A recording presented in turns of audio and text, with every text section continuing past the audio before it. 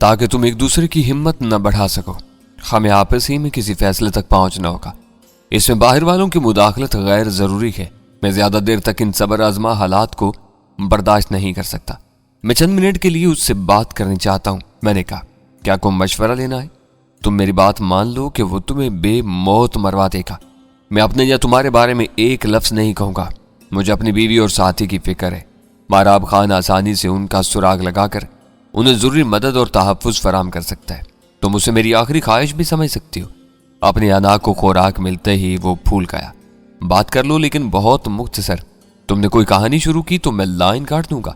शायद इस वक्त हमारा कमरा होटल वालों की खुसूसी तवज्जो का मरकज बना हुआ था, क्योंकि पहली घंटी मुकम्मल होने से पहले ऑपरेटर ने फोन उठा लिया। उसकी आवाज सुनते ही मैं हैरान रह गया, क्योंकि उधर महराब खान खुद मौजूद था। मैंने कनखियों से विजय की तरफ देखा और रिसीवर में कहा, मैं डैनी बोल रहा हूँ। महराब खान से कह देना कि मुझे अपने साथियों की तरफ से फिक्र लाग है। उनकी तलाश बहुत जरूरी है। उन्हें ढूंढ लिया गया है सर। महराब खान की आवाज उभरी, हमने आपकी रहाई का बेदाग प्लान भी बना लिया है। मैं होल्ड कर रहा हूँ, तुम महराब खान को तलाश करो। मैंने विजय को सुनाने के लिए कहा, गुड, मैं बोल रहा हूँ, आप खामोशी से सुनते रहे। महराब खान फौरन ही मेरा मुद्दा समझ गया और कहने लगा, हम एक पाइप आपके कमरे तक पहुंचाने की कोशिश कर रहे हैं। शाम को 7 बजे इस पाइप से बेहोश करने वाली गैस खारिज की जाएगी। बगैर बू वाली इस गैस के 3 सिलेंडर आने वाले हैं। 15 मिनट के अंदर अंदर कमरे में इतनी गैस भर जाएगी कि आपके साथ ही दुश्मन भी खामोशी से बेहोश हो जाएगा और आप मास्टर की से दरवाजा खोलकर अंदर आ जाएंगे। हो सके तो इस दौरान में आप सांस वक्फे से और हल्के लें। फेफड़ों में जितनी कम गैस जाएगी उतना ही अच्छा होगा। वालेकुम अस्सलाम। उसके खामोश होते ही मैं बोल पड़ा, मेरे साथियों के बारे में क्या हो रहा है? वो तीनों होटल में है सर। आपके बारे में उन्हें बता दिया गया है। वो लोग किसी भी वक्त यहाँ आ सकते हैं। आप फिक्र न करें, हम उनकी पूरी देखभाल करेंगे। अव्वल खान से मेरी बात हुई थी, उसने मुझे उनके बारे में पूरी तरह ब्रीफ कर दिया है। जैसे ही उनका सुराग मिले मुझे इत्तला दे देना। मैं उनकी तरफ से बहुत फिक्रमंद हूँ। ये कहकर मैंने फोन बंद कर दिया। फिर गैर इरादी तौर पर मेरी निगाह अपनी रिस्ट वाच पर गई। वहां दोनों सुइयां 12 के हिस्से पर यकजा होने वाली थी, जिसका मतलब था कि विजय की गर्दन के गिर्द शिकंजा लगने में पूरे 7 घंटे की मोहलत बाकी थी। अब मेरे ज़हन का बोझ हल्का हो गया। मैंने गहरा सांस लेकर विजय से कहा, अब मुझे तुम्हारे हाथों मरना भी पड़ा तो मैं सुकून से मर सकूंगा। एसटीएफ वाले इन दोनों की पूरी देखभाल करेंगे। तुम तो इस तरह बात कर रहे हो जैसे एसटीएफ कोई आलमी यतीम खाना हो जो यतीमों और लावारसों की देखभाल करता हो। मैं अक्सर इनका जिक्र सुनता रहता हूँ, लेकिन इनके बारे में कहीं कोई रिकॉर्ड दस्तयाब नहीं है। ये रिकॉर्ड का नहीं, केस्ट बल्कि कम्पैक्ट डिस्क या सीडी का दौर है। मैंने उसकी बात को मजाक में उड़ाते हुए कहा, तुम्हारे यहाँ खुफिया इदारों के बारे में कौन सा रिकॉर्ड मुयस्सर है? उनका वजूद बहरहाल तस्लीम किया जाता है। स्पेशल टास्क फोर्स तो कागजों पर वजूद ही नहीं रखती। कुछ पता नहीं चलता कि ये कौन लोग हैं, किस कानून के तहत काम कर रहे हैं और किसको जवाब दे हैं। मैं उसके हाथ से बड़े हुए तजस्सुस पर जेर लब मुस्कुरा कर रह गया। विजय ने 2 बजे के करीब इंटरकॉम पर हदायत देकर रूम सर्विस के जरिए खाना तलब किया। मेरी दानिश में वो उसकी गलती थी। जो लोग कमरे में ख्वाब आवर गैस भरने का मंसूबा बना सकते थे, वो खाने के जरिए बेहोशी का ज्यादा मुअस्सर इंतजाम कर सकते थे। वो मेरे फायदे की बात थी, इसलिए मैं चुप रहा और हाथ धोकर उसके साथ खाने में शरीक हो गया। मेरे साथ विजय को भी पूरा यकीन था कि खाना लाने वाला मस्कीन सा बवर्दी बैरा होटल के अमले के बजाय एसटीएफ वालों का आदमी था। वो सर झुकाए आया और मेज पर बर्तन सजाकर चला गया, लेकिन वो इन चंद मिनटों में माहौल का पूरा जायजा लेकर गया था। खाने में बेहोशी की दवा की आमेज़श का नुक्ता मेरे सर में समाया हुआ था, इसलिए शिकम सेर होने के बाद मुझे भारीपन का एहसास सताने लगा। वो खुमारे गंदम भी हो सकता था, लेकिन मेरा ज़हन बेहोशी की दवा में ही उलझा रहा। खाना बहुत लजीज और मरगन था। विजय डकार लेकर बोला, अब मैं भी आराम कर लूं। वो दूसरी मसहरी पर दराज हो गया। मैंने उसकी तरफ करवट ली तो वो भी मेरी तरफ निगरान था। हम दोनों बेख्तियार हंस पड़े। हंसी मजाक अपनी जगह पर था, लेकिन मैं अच्छी तरह समझ रहा था कि हालात बहुत संगीन बल्कि होलनाक थे। वो हल्का फुल्का माहौल किसी भी लम्हे कोना शाम रंग इख्तियार कर सकता था। मैंने बिस्तर पर लेटे लेटे एक सिगरेट खत्म की, फिर खाने के गहरे खुमार से मुतासर होने की अदाकारी शुरू कर दी। मैं थोड़ी देर तक इसी तरह आंखें फाड़ कर विजय की तरफ देखता रहता, जैसे नींद भगाने की कोशिश कर रहा हूँ। फिर चंद सानियों के लिए आंखें मूंद लेता। जब मैं हड़बड़ाकर दोबारा आंखें खोलता तो विजय गहरी दिलचस्पी के साथ मेरी तरफ देख रहा होता था। खास बात यह थी कि उस बार विजय ने मेरी मसनूई कनूदगी पर कोई तबसरा नहीं किया था। शायद वो यास लगाए बैठा था कि इस बार मुझ पर वाकई नींद हमलावर हो रही थी। मैंने बार बार कोशिशों से यह एहतमाम कर लिया था कि आंखें मूंदते हुए इतनी जुरी बरकरार रहे कि विजय मुझे नजर आता रहे। मैं मसहरी पर ऐसी पोजीशन पर लेटा हुआ था कि कमरे से निकासी का दरवाजा और कमरे का कुछ हिस्सा मेरी नजरों से ओझल था, वरना विजय की मसहरी से باتھ روم اور ملحقہ ڈریسنگ روم سمیت بیشتر کمرہ میرے سامنے تھا۔ وقت گزرنے کے ساتھ ساتھ وجے پر اضطراب کی کیفیت طاری ہوتی جا رہی تھی۔ غالباً وہ میرے سو جانے کی امید میں اپنے فرار کی منصوبہ بندی میں الجھا ہوا تھا۔ اسے میری غفلت کا انتظار کرنے کے ساتھ ساتھ یہ بھی سوچنا تھا کہ وہ ہوٹل میں پھیلے ہوئے ایس ٹی ایف کے اہلکاروں کی بھاری نفری کو کس طرح دھوکہ دے سکے گا۔ میری دانست میں وہ اپنی حلیے اور لباس میں نمایاں تبدیلیوں کے بارے میں متفکر تھا، کیونکہ ایس ٹی ایف والوں نے بہت قریب سے اس کا مشاہدہ کیا تھا اور وہ کسی سرسری تبدیلی کے فریب میں آنے والے نہیں تھے۔ آخر میں نے اپنے اوپر نیند طاری کرنے کا فیصلہ کر ہی لیا۔ کئی لمحے اور پھر کئی منٹ گزر گئے۔ وجے ایک ٹک میری طرف دیکھے جا رہا تھا۔ جب اسے پختہ یقین ہو گیا کہ میں نیند سے غافل ہو چکا تھا تو وہ آہستگی سے دوسری طرف کروٹ لے کر بستر سے اتر گیا۔ وہ وہاں کھڑا ہو کر بھی میری طرف دیکھتا رہا، لیکن میں بدستور بے حس و حرکت رہا۔ اس وقت بھی بارودی بیلٹ کے ریموٹ کنٹرول والی ڈبیا اس کے دائیں ہاتھ میں موجود تھی۔ اس نے اپنے سرہانے کی میز پر رکھے ہوئے فون پر سے ریسیور اتار کر احتیاط سے اس میز پر رکھ دیا۔ شاید اسے خدشہ تھا کہ کہیں انٹرکام کی بے وقت گھنٹی میری بیداری کا سبب نہ بن جائے۔ وہ اسی جگہ سے ٹہلتا ہوا کمرے کے وسط میں آیا، پھر دروازے کی طرف جا کر میری نظروں سے اوجھل ہو گیا۔ میرے لیے وہ لمحات بہت سنسنی خیز اور صبر آزما تھے۔ میرے جسم کے روئے روئے میں پھریریاں آ رہی تھی۔ وہ عقب سے میرے خلاف کوئی بھی صفاقانہ قدم اٹھا سکتا تھا، مگر میں سانس روکے اسی حالت میں پڑا رہا۔ مجھے اطمینان تھا کہ وجے کے پاس کوئی آتشی ہتھیار نہیں تھا۔ وہ جسمانی طاقت کے بل پر مجھے زیادہ سے زیادہ زخمی کر سکتا تھا، لیکن مجھے مکمل طور پر بے بس یا مفلوج نہیں کر سکتا تھا۔ دوسرا نقطہ یہ تھا کہ وہ میری لاعلمی میں دروازہ کھول کر باہر نکلنے کی ہمت نہیں کر سکتا تھا۔ پہلی بات تو یہ کہ بڑی تبدیلیوں کے بغیر وہ پہچان لیا جاتا۔ دوسری بات یہ تھی کہ دروازے کا ہینڈل گھومنے کا کھٹکا مجھے ہوشیار کر دیتا اور میں اچھل کر اس کی راہ میں حائل ہو جاتا۔ کچھ دیر تک میری نظروں سے اوجھل رہنے کے بعد وہ دوبارہ ایسی جگہ آ گیا جہاں میں اسے دیکھ سکتا تھا۔ اس نے اپنی جیب سے پیکٹ نکال کر سگریٹ سلگائی، تب بھی ریموٹ کنٹرول اس کے ہاتھ ہی میں موجود تھا۔ اس نے بغور میری طرف دیکھتے ہوئے پے در پے سگریٹ کے کئی گہرے گہرے کش لیے، پھر اضطراری انداز میں جلی سگریٹ قالین پر پھینک کر جوتے سے مسل دی اور سر جھٹک کر ڈریسنگ روم کی طرف چل دیا۔ ڈریسنگ روم اور کمرے کے درمیان حائل پردہ بدستور اسی طرح سمٹا ہوا تھا جس طرح وجے نے اسے میری نگرانی کے لیے سمیٹا تھا۔ اس نے ڈریسنگ روم کے بند حصے میں غائب ہو کر چند لمحے گزارے۔ وہ دوبارہ پردے والے خلا کے سامنے نمودار ہوا تو اس کے ہاتھ میں نیا لباس موجود تھا۔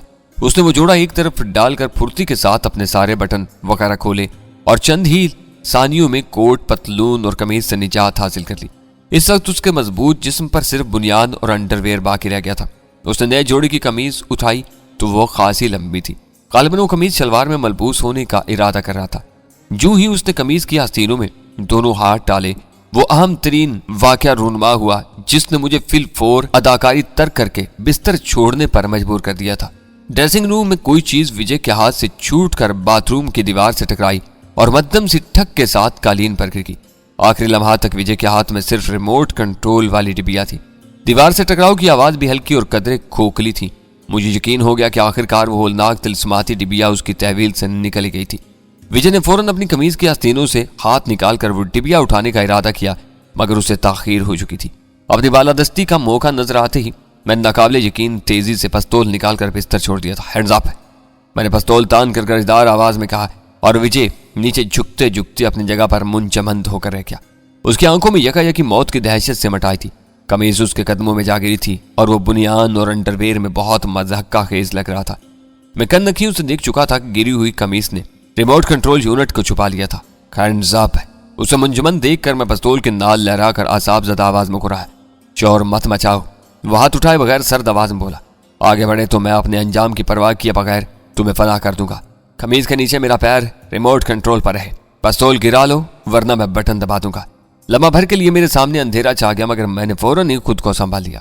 میں نے اپنی بارودی بیلٹ کا ریموٹ کنٹرول یونٹ قریب سے نہیں دیکھا تھا، لیکن اپنی معلومات کی بنا پر میں اتنا ضرور جانتا تھا کہ ہر قسم کے الیکٹرانک اور برقی آلات میں اہم نوعیت کے بٹن ایسے حفاظتی کھانچوں میں نصب کیے جاتے ہیں کہ انہیں ارادی طور پر واضح کوشش کے بعد ہی دبایا جا سکے۔ یہ احتیاط صرف اس لیے کی جاتی ہے کہ ایسے بٹن حادثاتی طور پر دبنے کا کوئی امکان نہ رہے۔ جب تک میری بیلٹ کا ریموٹ کنٹرول وجے کے ہاتھ میں تھا، وہ اپنی انگلی کے ذریعے اس سے کام لے سکتا تھا، لیکن زمین پر گرے ہوئے یونٹ کے بٹن کو پیر سے دبانا یقیناً ناممکن تھا۔ یہ اسی وقت ممکن تھا جب پیر کا انگوٹھا بٹن پر جا پڑتا۔ میرا خیال تھا کہ میں نے بستر چھوڑنے کے بعد ریموٹ کنٹرول کو وجے کے پیروں سے دور پڑے ہوئے دیکھا تھا۔ یہ ایک اتفاق تھا کہ اس کی گری ہوئی قمیض نے ریموٹ کنٹرول کو میری نظروں سے چھپا لیا تھا۔ میں نہایت تیزی کے ساتھ وہ سب سوچتے ہوئے فیصلہ کیا کہ وجے اپنی جان کی بازی ہارنے کے خوف سے جھوٹ بول رہا تھا۔ उसे खुद पता नहीं था कि कमीज के नीचे रिमोट कंट्रोल कहाँ पड़ा है। मैंने पिस्तौल की नाल कदरे झुकाकर उसकी पिंडली का निशाना लेना चाहा। उसका चेहरा धुआं हो गया। दहशत से आंखें अपने हलकों से उबलती हुई महसूस होने लगी और वह हज़ियान बकता हुआ मेरे ऊपर चढ़ दौड़ा। मैंने नाल सीधी करके पै दर पै 3 गोलियां उसके जिस्म में उतार दी। पहली गोली उसके दाहिने रुखसार से घुसकर शायद भेजे में उतर गई थी और वही सबसे ज्यादा मोहलक थी। बकिया 2 गोलियां उसके गिरते हुए वजूद के वस्ती हिस्से में पवस्त हो गई थी। वो एक तेज हिचकी के साथ मुंह के बल कालीन पर गिरा तो उसकी खोपड़ी का अकबी हिस्सा खुला हुआ था। इसमें खून के साथ ही दिमाग का खून में लथड़ा हुआ गोदा भी झांक रहा था। मैंने उसकी लाश पर से गुजरकर उसकी कमीज उठाई तो रिमोट कंट्रोलर डिबिया कालीन पर उल्टी पड़ी हुई थी। उसका बटन वाला रुख फर्श की जानिब था। मैंने उसे उठाकर देखा तो मेरे ख्याल की तस्दीक होगी। सुर्ख बटन के गिर्द मजबूत स्याह किनारे उस तरह उभरे हुए थे कि पुश से जोर लगाकर बटन को दबाना नामुमकिन था। मुझे यूं महसूस हुआ जैसे मैं इस वक्त तक कोई भयानक ख्वाब देखता रहा हूं, लेकिन इस ख्वाब की जिंदा ताबीर विजय की इबरत अंगेज लाश की सूरत में मेरे सामने मौजूद थी। मैंने फोन का क्रैडल दबाकर लाइन बहाल की, फिर ऑपरेटर से सिलसिला मिला लिया। दूसरी तरफ माराब खान ही जमा बैठा था। क्या हुआ सर? उसकी मुतजस्सिस आवाज उभरी। बहुत देर से लाइन अंगेज थी। खेल खत्म हो गया, ऊपर आ जाओ। रिसीवर क्रैडल पर डालकर मैं बिस्तर पर गिर गया।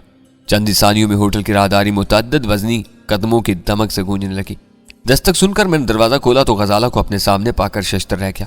उसकी आंखें मुतवर्रम हो रही थी और चेहरा सोगवार था। वो फरते जज्बात से इतनी मगलूब हो रही थी कि भीड़ की परवाह किए बगैर पालियाना अंदाज में मुझ से लिपट गई और फूट फूट कर रो पड़ी। उसका नर्म नाजुक वजूद बेद मजनू की तरह लर्ज रहा था। बेख्तियार मेरी आंखों के गोशे भी नम होते चले गए। मैं इस तरह उसे कमरे में ले आया। उसके पीछे वीरा और सुल्तान शाह भी अंदर आ गए। आखिर में माराब खान ने कमरे में दाखिल होकर दरवाजा बंद कर दिया। एसटीएफ के सादा पोश मुसल्ला जवानों की भीड़ बाहर ही रह गई थी। गजाला के वजूद में जज्बात का एक लावा था जो उबलने को मचल रहा था। वो मुझसे उस बुरी तरह लिपटी हुई थी जैसे मुझे जमाने की दस्तरस से बचाकर अपने वजूद में समो लेना चाहती हो। वीरा ने सख्ती के साथ उसे समझा बुझाकर मुझसे अलग किया और एक तरफ बेड पर लेटा दिया। मैं माराब खान की तरफ चला गया। वो सख्त हैरत के आलम में विजय की नीम बरहना लाश का जायजा ले रहा था। जब मैं कमीज उतारने लगा तो सुल्तान शाह बुरी तरह बौखला गया। क्या कर रहे हो? ये एक नीम बरहना लाश ही क्या कम है कि तुम भी कपड़े उतार रहे हो? कुछ औरतों की मौजूदगी का तो ख्याल करो। ठीक है, माराब खान ने उसे समझाया। टैनी साहब के लिबास के नीचे खौफनाक बारूदी बेल्ट बंधी हुई के जल्द अज जल्द उतार लेना चाहिए। फिर वो मेरी तरफ मुड़ गया। इसका रिमोट कंट्रोल कहाँ है सर? मेरे इशारे पर उसने साइड टेबल से रिमोट कंट्रोल का यूनिट उठा लिया और एहतियात से उसका जायजा लेने लगा। मैंने ड्रेसिंग टेबल के आईने में देखा कि बारूदी बेल्ट मोहलक होने के बावजूद बहुत खूबसूरत थी। सब ने उसे नहायत हैरत से देखा। फिर सुल्तान शाह उसके जस्मे खोलने में मसरूफ हो गया। ये डांथरी तुम्हारे पीछे कैसे लग गया था? वीरा ने अधूरी मालूमात के सहारे मुझसे पूछा। मुकद्दर की गर्दिश कह लो, मैंने हंस कर कहा। तुम्हें यह जानकर हैरत होगी कि इसका नाम विजय है और यह माफिया का डॉन ही नहीं, इंडियन सीक्रेट सर्विस का अहम अफीसर भी था। मैं माराब खान से सावन के एतराफात सुन चुकी हूँ। 7 बरस से इसी इलाके में यह काम कर रहा है। इसका ताल्लुक राव वाले ब्लैक कैट से है जो मुल्ला सरकार की तंजीम थी। मैं उन लोगों को उन वाकयात से आगाह करता रहा जो मेरे साथ उनके बाद पेश आए थे। इस वक्त मैं बॉबी या सावन के बारे में कुछ सोचने के मूड में नहीं था। विजय की मौत तक मैंने मजबूत कुव्वत इरादे के सहारे खुद को संभाले रखा था, लेकिन मार्का निमट जाने के बाद मैं खुद को यक बयक थका हारा महसूस करने लगा था। सुल्तान शाह मेरे बदन से बारूदी बेल्ट अलग करने की कोशिश में लगा रहा। बाद में गजाला भी उसके साथ लग गई थी। माराब खान ने बाहर जाकर अपने आदमियों को हदायत दी और फौरन ही एक स्ट्रेचर कमरे में आ गया। माराब खान ने बताया कि किसी भी हंगामी सूरत-ए-हाल से निमटने के लिए उसने एम्बुलेंस और फायर इंजन के अलावा बम डिस्पोजल स्क्वाड के माहिरीन को भी होटल में तलब किया हुआ था। फिर उन्हीं को बुलाओ, मैंने वीरा के इशारे पर कहा। वही इस बेल्ट को नाकारा बना सकेंगे। एसटीएफ का तरीकाकार हमेशा पुलिस से बहुत मुख्तलिफ और बेहतर हुआ करता था। वहां ज़ाब्ते की कोई कार्रवाई हुई न लाश की तस्वीरें ली गई। यह बात तय थी कि विजय खतरनाक मुजरिम था जो मारा जा चुका था, इसलिए वो लोग खामोशी के साथ उसकी लाश उठाकर ले गए। कालीन के खून आलूद हिस्से पर प्लास्टिक के टुकड़े डाल दिए गए थे। स्ट्रेचर के रवाना होने के बाद बम डिस्पोजल वाले आ गए। इस समर में कोई शुबा नहीं था कि उन लोगों को हर किस्म की डिवाइसेस और बारूदी आलात के बारे में तरबियत दी जाती है, लेकिन अमली जिंदगी में उनका वास्ता चंद गिनी चुनी अकसाम के रवायती बम्बों ही से पड़ता रहता है। इसलिए वो दोनों मेरी कमर के गिर्द बंधी हुई बेल्ट को देखकर घबरा गए। जब मैंने बेल्ट के बारे में विजय से सुनी हुई बातें उनके सामने दोहराई तो वो रिमोट कंट्रोल को नकारा करने पर जोर देने लगे और मेरे रोंगटे खड़े हो गए। मुझे डर था कि रिमोट कंट्रोल से छेड़छाड़ के दौरान में वो गलत तारों में उलझ गए तो सब लोग बाजमात विजय के पीछे रवाना हो जाएंगे।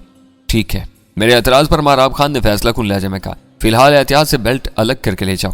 रिमोट कंट्रोल को लेबॉर्ट्री में नकारा कर देना, यह काम यहाँ मुनासिब नहीं रहेगा।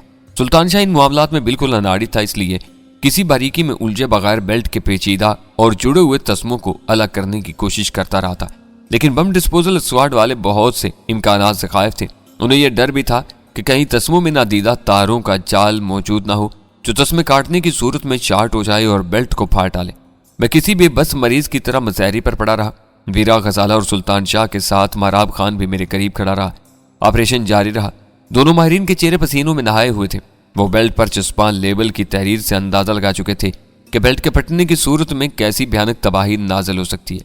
उन्होंने अपने मुरवजा असूलों के मुताबिक मुझे किसी गैर आबाद और महफूज मकाम पर ले जाकर बेल्ट अलग करने का इरादा जाहिर किया था, लेकिन माराब खान के इसरार पर वो मजबूर हो गए। मैं उससे पहले ही कह चुका था कि मैं बेल्ट से निजात हासिल किए बगैर कहीं नहीं जाऊंगा। तकरीबन 1.5 घंटे की अर्क रेजी के बाद वो दोनों मेरे वजूद को उस अजाब से निजात दिलाने में कामयाब हो गए और मैं बिस्तर से उछल कर नीचे आ गया। वो दोनों माहिरीन बेल्ट के साथ ही उसका रिमोट कंट्रोल भी लेकर थे। ओह, मैंने देखा ही नहीं। ज़ेन पर से वो बोझ उतर जाने के बाद मैंने अपने साथियों का जायजा लेते हुए मुसर्रत से कहा, तुम लोगों ने चिंगारियों की लिबास से छुटकारा हासिल कर लिया है और अपनी असल जून में आ गए हो। ये तबसरे बाद में होते रहेंगे, पहले यहाँ से रवानगी की फिक्र करो। वीरा ने मेरे शाने पर हाथ मार कर कहा, तुम्हें अंदाजा नहीं है कि सुबह से STF वाले कैसे शदीद सेहनी दबाव से गुजर रहे हैं। अब इन्हें भी आराम की जरूरत है। नहीं मैडम, हम आपके खादिम हैं। माराब खान ने खुश खलके से सर झुकाकर कहा, हम अपने फराइज की अंजामदही में इससे भी बदतर हालात से गुजरते रहते हैं। होटल में ड्राप सीन हो चुका था। विजय के बारे में जो कुछ करना था STF वालों को करना था। माराब खान की रहनुमाई में हम चारों वहां से रवाना होकर राहदारी में मुसल्ला जवान भरे हुए थे। नीचे भी उन्हीं का राज था। ऐसा मालूम हो रहा था जैसे STF वालों ने आर्जी तौर पर होटल के शहरी अमले को माजूल करके सारा इंतजाम खुद संभाल लिया हो। हम होटल से बाहर निकले तो वो रौनक मफकूद थी जो मैंने विजय के साथ आते हुए देखी थी। होटल के कुर्बो जवार में कर्फ्यू का ससमा था और हर तरफ मलेशिया की वर्दी में मलबूस मुसल्ला अफराद फैले हुए थे। वीरा होटल लौटने पर मुसर थी। माराब खान हमें अपने मेहमान खाने भेजना चाहता था। मैंने दोनों तजावीज़ का मुवाजना किया और उस नतीजे पर पहुंचा कि फौरी तौर पर हमारा मोहतात रहना जरूरी था। किसी बड़े होटल में भी हमें खतरात लाक हो सकते थे। अगर शहर में सावन के अलावा राह का कोई और एजेंट था तो वो हम पर जवाबी वार भी कर सकता था। हम चारों स्पेशल टास्क फोर्स की एक जीप में ड्राइवर के साथ रवाना हो गए। माराब खान दीगर मामलात निपटाने के लिए होटल ही पर रुक गया था। स्पेशल टास्क फोर्स वालों का गेस्ट हाउस छावनी के एक साफ सुथरे और पुरस्कून इलाके में वाक़ था। वहां के अमले को शायद हमारी आमद की पेश की इत्तला दे दी गई थी, इसलिए जीप के इंजन का मखसूस शोर सुनते ही वो सब बरामदे में जमा हो गए और हमें गर्म जोशी के साथ वो चारों कमरे दिखा डाले जो हमारे लिए तैयार किए गए थे। उन लोगों का शुक्रिया अदा करके हम आखिरी कमरे में रुक गए। इशारा समझकर खिदमतगार वापस लौट गए। लौट के बुद्धू घर को आए। गजाला मुझे अजीब सवालियाना नजरों से देखते हुए मुस्कुरा कर बोली, मैं अब तक ये नहीं समझ सकी कि तुम्हें इतनी सफाई से कैसे अगवा किया गया। इस रास्ते पर रोजाना सैकड़ों मुसाफिर सफर करते हैं, इनमें से तुम्हें कैसे पहचान लिया गया। वीरा एक नर्म सोफे में धंस कर बोली, मनसूबाबंदी और मुसलसल निगरानी। मैंने सिगरेट सुलगा कर कहा, कराची में बदरू दादा के आदमियों के जरिए विजय को सब कुछ मालूम हो गया था। वो तुम पर भी हाथ डालने के चक्कर में था। उसने एलन को भी पकड़वा लिया था। अगर वो शरीफ आदमी पै दर पै झूठ न बोलता तो अब तक तुम भी अगवा हो चुकी होती। तुम्हें बेल्ट बांधने की जरूरत भी पेश ना आती। तुम वैसे ही बारूद का चलता फिरता ढेर हो। सुल्तान शाह ने मुंह बनाकर वीरा से कहा, डैनी अगवा हो गया तो इसमें मेरा क्या कसूर था। तुम बात बात पर मुझ पर यूं बरस रही थी जैसे मैंने ही डैनी को अगवा करवाया हो। वो हम चारों के सामने उसे भरी बस से निकाल कर ले गए और हम कुछ भी नहीं कर सके। क्या तुम्हें इस बात पर अब तक शर्त नहीं आई। वीरा उस पर आंखें निकाल कर बोली, हम थोड़ी बहुत मुजामत तो कर ही सकते थे। यह सवाल डैनी से करो जो किसी सआदतमंद बच्चे की तरह उसके साथ चला गया। उसने हाथ पैर चलाने की कोशिश की होती तो दूसरे भी जरूर साथ देते। सुल्तान शाह लड़ाका लहजे में बोला, शायद तुम्हें मालूम नहीं कि मुक्कों से क्लाशनकोव का मुकाबला करने वाले छलनी होकर रह जाते हैं। इस वक्त की मसलहत अमेज खामोशी में शर्म की कोई बात नहीं थी। शर्म का मकाम यह है कि डैनी ने अपने दुश्मन को शर्मनाक हालत में मारा है। खुदा का शुक्र है कि उसके बदन पर बुनियान और अंडरवेयर मौजूद था। वो भी ना होता तो हम उसका मुंह तक नहीं देख सकते थे। पहले सर झुकाकर डांट फटकार सुन रहा था, अब इसे जुबान लग गई है। वीरा गुराई, मैं डैनी के फातेह के खराजात के बारे में फिक्रमंद था। हमारी तरफ फातिहा में शादी से ज्यादा खर्चा होता है। क्या तू वाकई ऐसी मनहूस बातें सोच रही थी। गजाला ने शिकायती लहजे में पूछा। क्या मैं वाकई वीरा की डांट फटकार सुन रहा था। सुल्तान शाह ने तुर्की ब तुर्की पूछा। गजाला की हंसी छूट गई। बाजुकात तुम सिर्फ मस्करे बनकर रह जाती हो। यह बिला वजह वक्त बर्बाद करता रहता है। तुम एलन के बारे में कुछ बता रहे थे, वीरा ने मुझसे पूछा। हाँ, غزنی ہوٹل میں ہم اسے ٹھکانے لگانے کے بارے میں سوچ رہے تھے، لیکن اس نے ہمارا بہت ساتھ دیا ہے۔ اس نے آتے ہی پوری سچویشن بھانپ لی تھی۔ وہ ایک بات پر اڑ گیا کہ کوسٹر میں میرا کوئی ساتھی نہیں تھا۔ میں اسے مل کر اس کا شکریہ ادا ضرور کروں گا۔ وجے کے آدمی کو اس کے ٹھکانے کا علم ہونا چاہیے۔ حیرت ہے، ویرا اپنے چانے اچکا کر بولی۔ ہو سکتا ہے کہ اس نے آئندہ کے لیے کوئی داغ بیل ڈالی ہو۔ ڈیوڈ اسٹارز یا راس المیڈا سے کام مل جانے کی صورت میں وہ ہمارا تعاون حاصل کرنے کی بات کر رہا تھا۔ ایسا کوئی وقت آیا تو اسے مایوسی ہوگی۔ قرض اور احسان کا قرض ایک دوسرے سے مختلف چیزیں ہیں۔ ان واقعات سے یہ طے ہو گیا کہ راہ والے تمہیں نہیں بھول سکے۔ غزالہ نے اپنی ٹھوڑی ہتھیلی پر ٹکا کر کہا۔ انہوں نے اس بار منہ کی کھائی ہے، اگلی بار وہ کوئی اور وار کر سکتے ہیں۔ وجے نے مجھے سمجھوتے کی پیشکش کی تھی۔ میں نے ہلکا سا گہکا مارتے ہوئے کہا، بھارت کی شہریت اور اخراجات کے لیے بھاری رقم کا وظیفہ۔ میں نے اس کی تجویز پر غور کرنے کا وعدہ کیا تھا۔ وظیفہ؟ غزالہ نے حیرت سے دہرایا۔ وہ تم سے کیا کام لینا چاہتا تھا؟ کچھ بھی نہیں، وہ بھارت کے لیے کام کرنے کا نہیں بلکہ پاکستان کے لیے کام نہ کرنے کا معاوضہ دلوانے کی بات کر رہا تھا۔ اگر کپڑے تبدیل کرتے ہوئے اتفاقاً ریموٹ کنٹرول اس کے ہاتھ سے نہ چھوٹ جاتا تو شاید اس بارے میں مزید بات چیت ہوتی رہتی۔ وہ اس بارے میں بہت سنجیدہ تھا۔ اس الو کے پٹے کو یہ معلوم نہیں تھا کہ وہ کس سے بات کر رہا ہے۔ سلطان شاہ بولا۔ اسے الجھائے رکھنے کے لیے میں نے خود اس کی حوصلہ افزائی کی تھی۔ تم اندازہ نہیں لگا سکتے کہ بارودی بیلٹ کی کیا دہشت تھی۔ اگر مجھے پہلے سے اس بیلٹ کے بارے میں معلوم ہوتا تو میں نے ہتھا ہونے کے باوجود ان سے لڑ مرتا مگر بیلٹ نہ باندھنے دیتا۔ میں سمجھا تھا کہ وہ چرمی تسموں سے مجھے بے دستو پا کرنا چاہ رہے ہیں۔ یہ سب تو ٹھیک ہے، لیکن ایک بات ابھی تک صاف نہیں ہوئی۔ ویرا نے چونک کر کہا، تمہارے اغوا کے اس معاملے میں ایس ٹی ایف کہاں سے اٹپکی؟ اس بارے میں مجھے کسی سے کھل کر بات کرنے کا موقع ہی نہیں مل سکا۔ حیرت ناک بلکہ ناقابل یقین واقعہ ہے، میں نے کہا۔ مجھے کوسٹر سے اتارنے والے کا نام اکبر خان تھا۔ وہ مجرم ضرور ہے مگر اس کا ضمیر ابھی زندہ ہے۔ میں اسے یہ باور کروانے میں کامیاب ہو گیا تھا کہ میرے دشمنوں کا ساتھ دے کر وہ ملک سے غداری کا مرتکب ہو رہا ہے۔ اس نے فوج کے کیپٹن سے میری بات کروائی اور قصہ چل نکلا۔